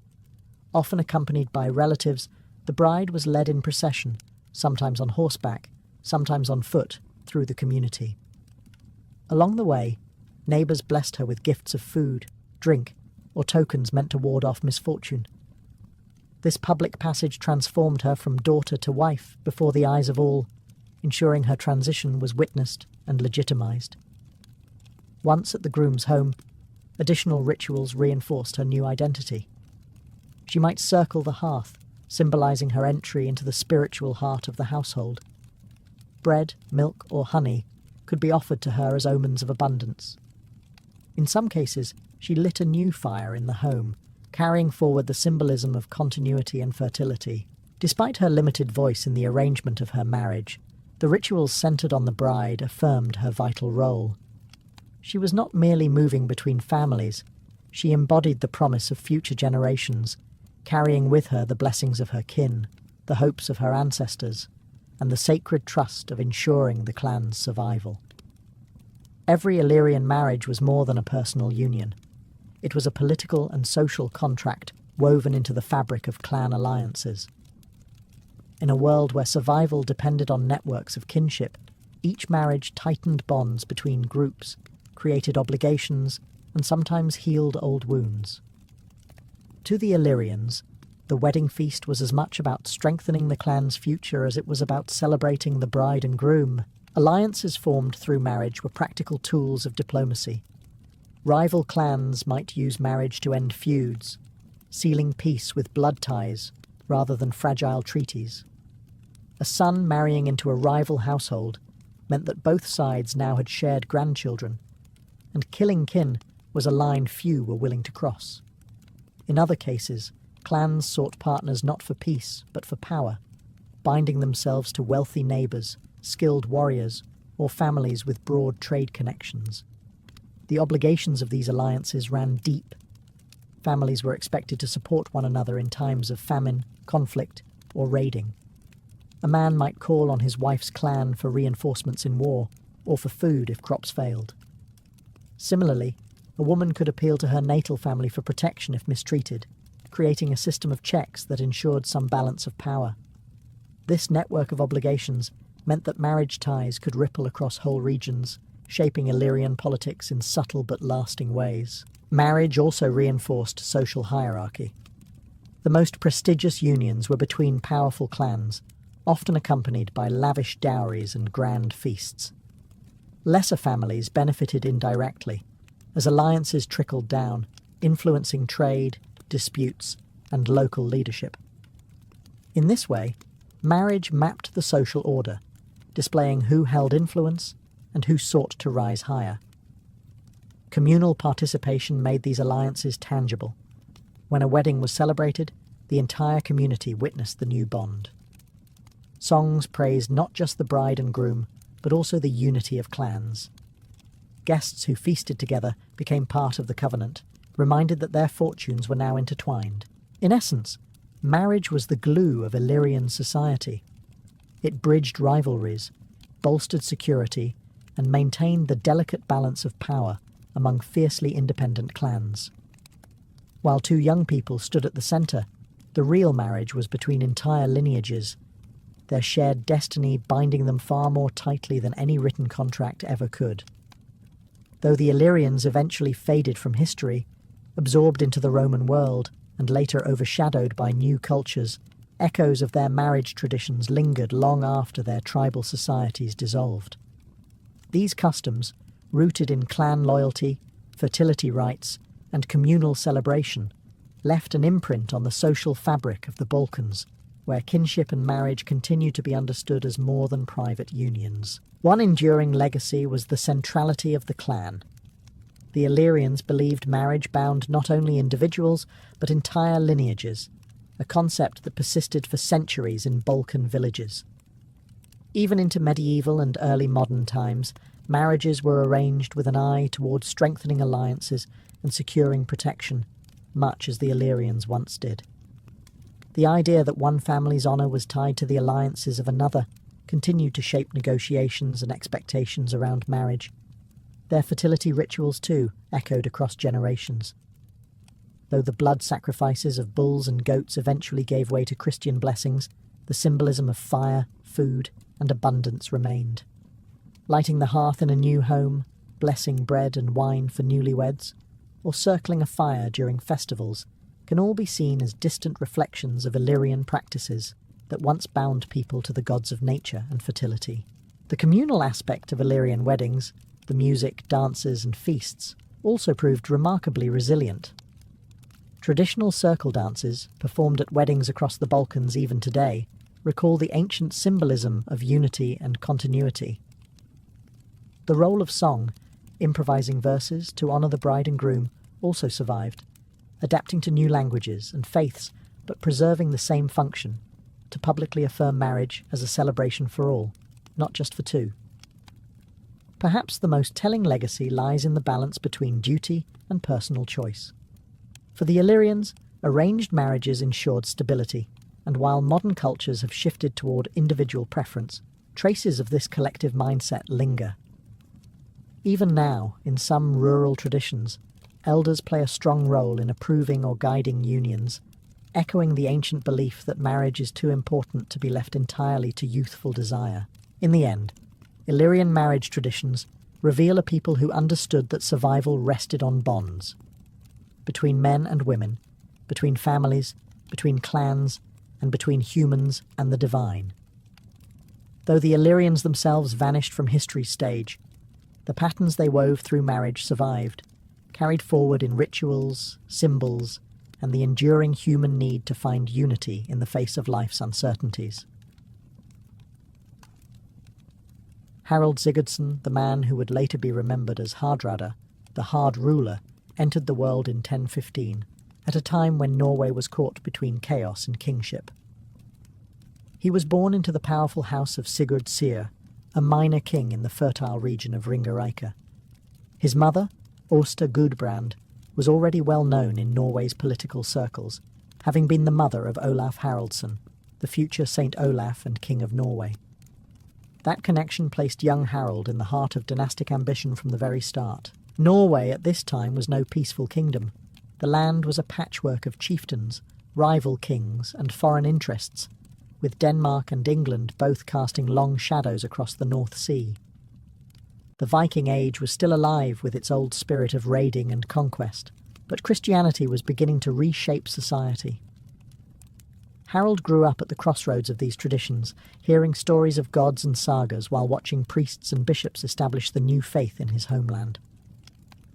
It was a childhood steeped in both sword and sermon. What made Harold stand out, even in his youth, was his sheer physicality and fierce determination. Later sagas describe him as unusually tall, perhaps over 6 feet, towering above most men of his time, with piercing eyes and a commanding presence. By the time he was a teenager, he was said to be restless, bold, and already skilled with weapons. His half-brother Olaf, ambitious to secure Norway under one crown, became both an inspiration and a protector. Yet Harold's childhood was far from safe. To grow up in a royal household in 11th century Norway meant living under constant threat. Alliances shifted like tides, and enemies were never far away. For Harold, this environment fostered resilience and ambition. He was not destined to live quietly on his father's lands. He was shaped to fight, to lead, and to carve out a place in a violent world. In Harold's birth, we see the emergence of a figure who embodied the last great wave of Viking ambition. He was the younger son, not expected to inherit much, but fate had larger plans. From the moment he was born, Harold's life was set on a course of blood, exile and conquest, a saga that would stretch across continents and end in one of the defining battles of the Viking Age. By the summer of 1030, Harold was only 15 years old, but already he found himself marching toward one of the most decisive battles in Norway's history. His half-brother, Olaf Haraldsson, later canonized as Saint Olaf, had been ousted from the throne by a coalition of Norwegian chieftains allied with the powerful Danish king Knut the Great. Olaf, determined to reclaim his crown, gathered loyalists for a desperate campaign to retake Norway. Among them was young Harald, eager to prove himself in battle. The armies met at Stiklestad, a rural valley that would forever be etched into legend. On one side stood Olaf and his faithful warriors, many of them drawn from the smaller clans still loyal to his rule. On the other, an overwhelming force of rebels supported by Denmark, eager to see Olaf fall once and for all. The odds were grim, yet Harald refused to be left behind. Armed with sword and shield, he entered the shield wall alongside hardened veterans, the fate of his brother, and perhaps his own destiny, hanging in the balance. The battle was brutal and chaotic. Spears clashed against shields, arrows darkened the sky, and war cries echoed through the valley. Olaf fought valiantly, but was struck down during the melee, his death later remembered as martyrdom for Christianity in Norway. Harald, though barely more than a boy, fought fiercely at his brother's side until he too was struck with grievous wounds. Cut and bleeding, he fell amid the carnage, but unlike Olaf, he survived. His survival, however, meant exile. With Olaf dead and the rebellion victorious, Harald could not remain in Norway. If captured, he would likely have been executed, another casualty of dynastic struggle. Instead, he fled eastward with a handful of loyal companions, leaving behind his homeland and family. The Battle of Stiklestad was both a crushing defeat and a strange beginning for Harald. It robbed him of his brother, his home, and his immediate future in Norway. Yet it also propelled him onto the world stage. Forced into exile, he would wander farther than almost any Viking before him, to Kiev, Constantinople, Sicily, and beyond, carrying with him the scars of Stiklestad and the burning ambition to one day return as more than just a survivor. After the blood-soaked fields of Stiklestad, Harald Hardrada was a fugitive. Norway was closed to him, and Knut's dominion stretched wide across Scandinavia. For a young warrior with ambition as vast as Harald's, exile was not an end, but an opening. With a band of loyal men, he turned east across the forests and rivers of Sweden, until he reached the glittering court of Prince Yaroslav the Wise in Kiev. Yaroslav's court was a crossroads of cultures. Slavs, Norsemen, Greeks, and steppe nomads mingled in the bustling capital. To Harald, it was a place of opportunity. He offered his sword to Yaroslav and soon gained a place among the prince's elite warriors. The sagas describe Harald as bold and commanding, and even in his youth, his charisma drew men to follow him. Yet Kiev was only a stepping stone. Harald sought adventure, riches, and renown beyond anything Scandinavia could offer. From Kiev, he travelled south to the great empire of Byzantium. Arriving in Constantinople, Miklagard, the great city, as the Norse called it, Harald entered the service of the Varangian Guard, the emperor's elite corps of foreign warriors. These men, famed for their loyalty and ferocity, were often recruited from the Norse world, and Harald quickly rose among them. His height, presence, and battle-tested courage made him stand out, even in a brotherhood of hardened killers. For nearly a decade, Harald fought under the banners of Byzantium. He sailed to Sicily, battling Arab forces. He marched through Asia Minor, clashing with enemies of the empire. He even fought in the Holy Land, guarding pilgrims and securing routes for the emperor. The sagas, never modest in their praise, claim he fought 80 battles during these years, earning both wealth and scars. The Varangian Guard was more than a military unit. It was a brotherhood bound by oath and fortune. Harald's service brought him immense riches, gold, jewels, and silks from the empire's treasuries, wealth he carefully stored away with Yaroslav in Kiev for his eventual return to Norway. But just as important as treasure was reputation. Harald's name became known far beyond Scandinavia. He was no longer just the boy who had fled Stiklestad. He was a commander of the Emperor's Guard, a man who had carved his legend across the Mediterranean. Exile had turned into opportunity. In Constantinople, Harold became more than a dispossessed prince. He became a warrior of renown, his saga growing with each campaign, his ambition burning hotter than ever. Harold's years in Constantinople transformed him from a wounded exile into a seasoned commander. To the Byzantines, he was known not as Harold, but as Oraltes, and within the Varangian Guard, he quickly distinguished himself for his cunning and ferocity. These warriors were the emperor's personal bodyguards, feared throughout the empire as much for their towering presence as for their loyalty, and Harold soon rose to a place of leadership among them. The sagas portray him as restless, never content to remain in garrison when there was fighting to be had. He fought in campaigns across the empire's vast frontiers. In Sicily, he joined the Byzantine struggle against Arab forces, storming fortresses and raiding coastal towns. In the east, he clashed with Bulgars and other enemies threatening imperial borders. Some stories even place him in Jerusalem, where he supposedly helped guard the holy city during an expedition into the Levant. Whether every tale is true or embroidered, the impression is clear. Harold sought war like others sought food, and he found it in abundance. His service brought him immense wealth.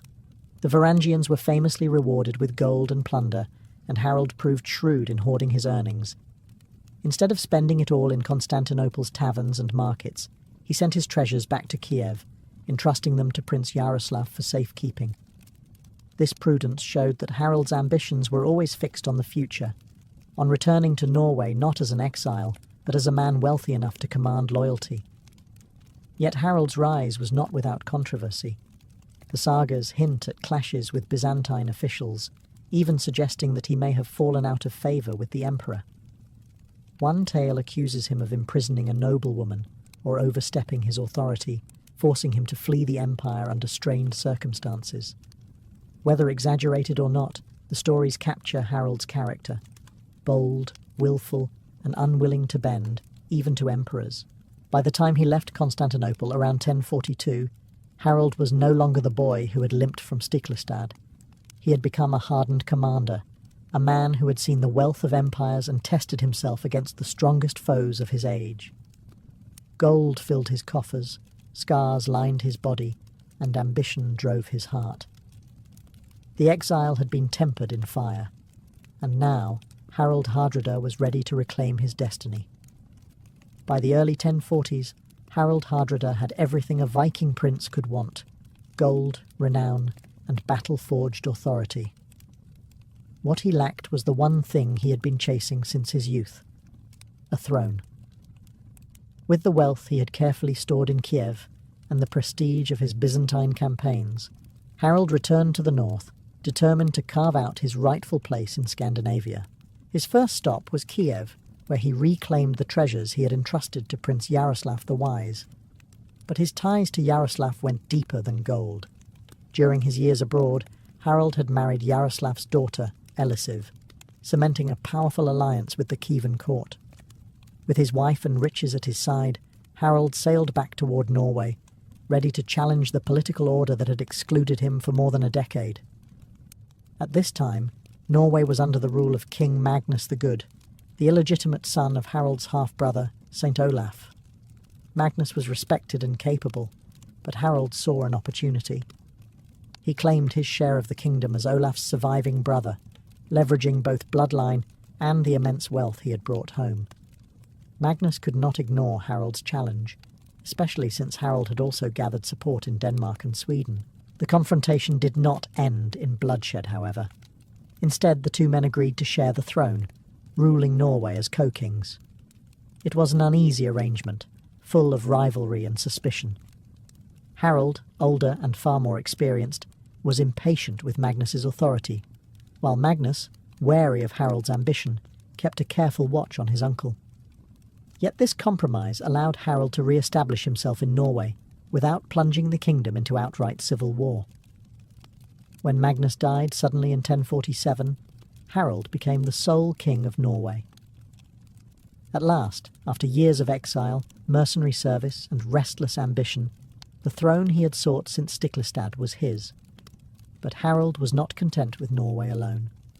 Almost immediately, he turned his gaze outward, to Denmark, to England, to anywhere his sword and cunning might expand his power. Harold Hardrada had returned home not as a fugitive, but as a ruler. Yet true to his nature, he would not stop at simply holding Norway.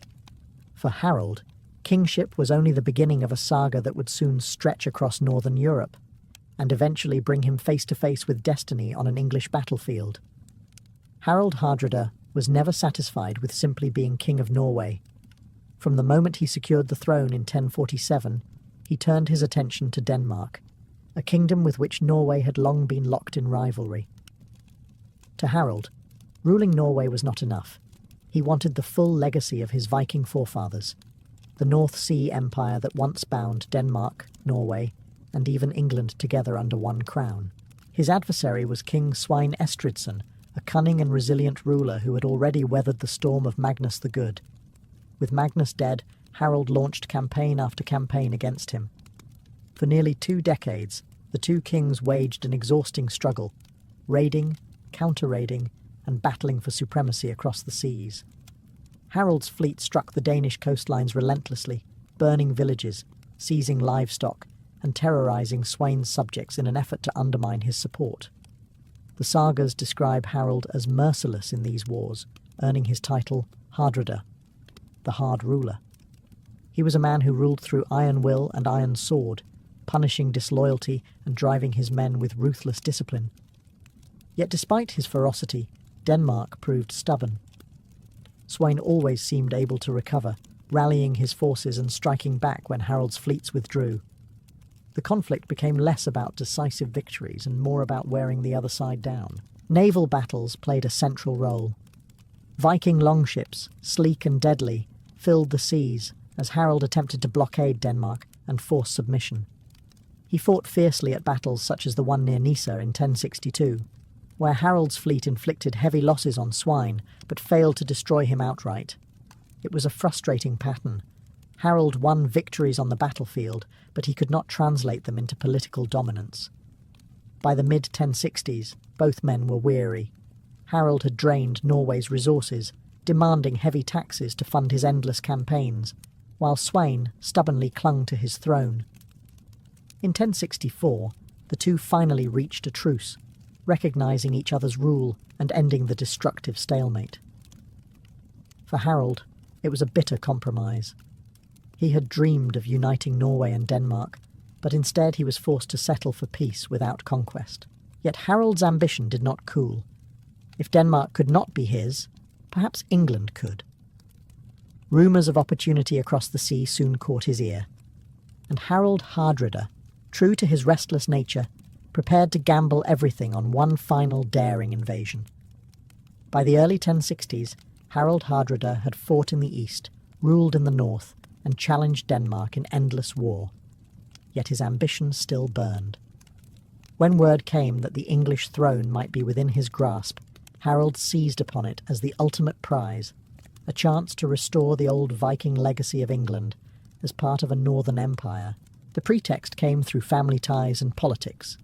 The Danish king, Canute the Great, had once ruled England as well as Denmark and Norway, creating a vast North Sea dominion.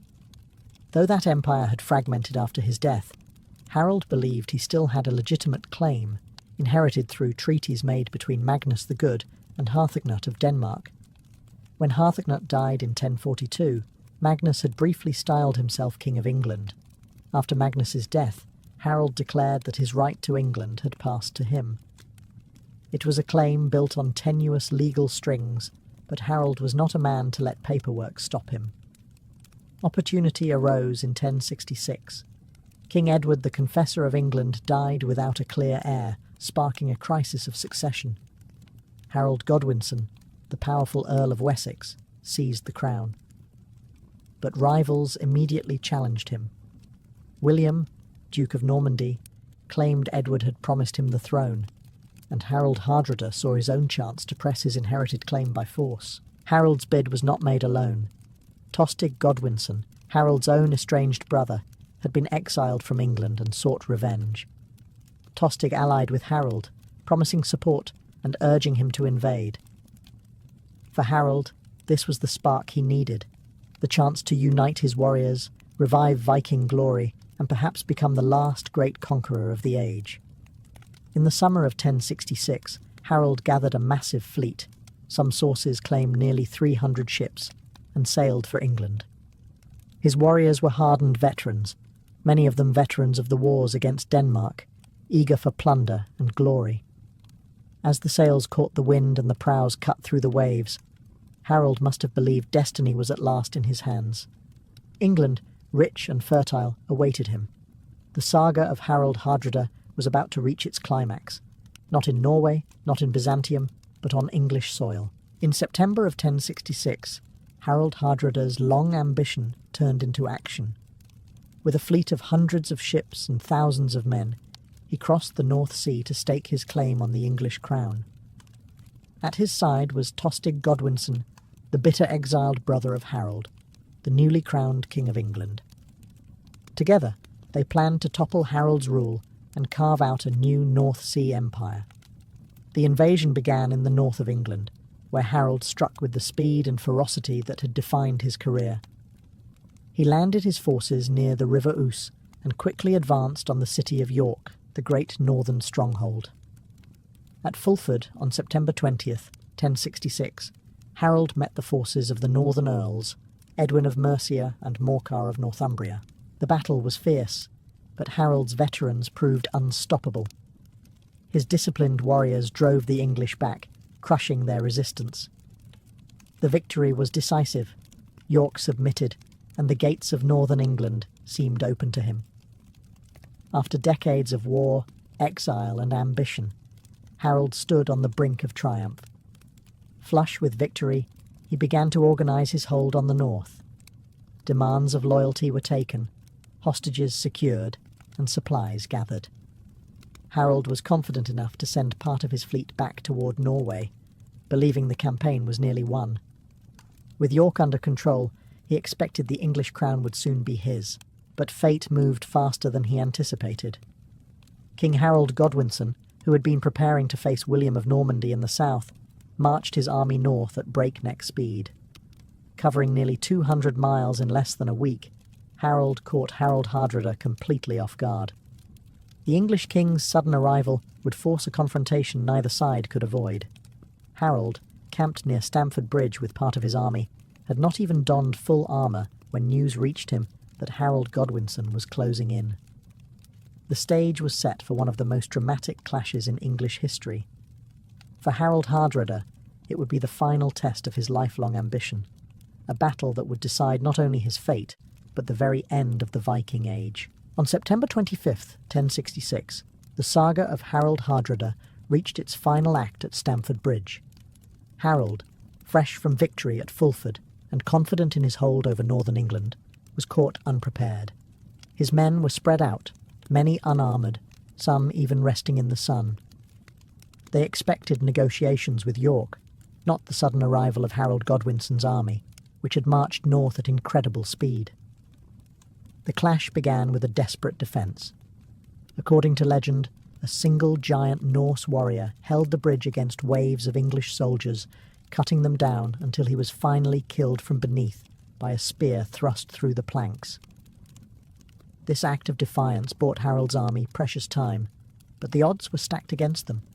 Harold Godwinson's forces were fresh, heavily armed, and eager to crush the invaders. Harold, true to his name, hard ruler, refused to retreat. Tall, fierce, and unmistakable on the battlefield, he led his warriors into the fray with the same relentless courage that had carried him from Norway to Byzantium and beyond. But fate was merciless. In the heat of the battle, an arrow struck him in the throat. The great Viking king collapsed, his voice silenced in the chaos of clashing steel and shouting men. The death of Harold Hardrada shattered Norse morale. His men fought on desperately, but without their leader, the tide turned quickly. Thousands of Vikings were cut down, and of the great fleet that had crossed the North Sea, only a fraction returned. The sagas tell us that while Harold had arrived in England with over 300 ships, barely 24 were needed to carry the survivors back to Norway. Harold's fall at Stamford Bridge was more than the death of a king. It was the symbolic end of an era. For nearly 3 centuries, Vikings had raided, traded and ruled across Europe, feared as the scourge of kingdoms and empires. With Harold's defeat, the age of great Viking adventurers effectively closed. Just weeks later, William of Normandy would win at Hastings, reshaping England forever, but the Viking threat was finished. Thus ended the saga of Harold Hardrada, warrior, exile, mercenary, king, and would-be conqueror of England. His life embodied the restless spirit of the Viking Age, and his death marked its final chapter. After Stamford Bridge, the world of Europe moved on, but Harold's legend, fierce, ambitious and unyielding, lived on in the sagas that still call him the last great Viking king.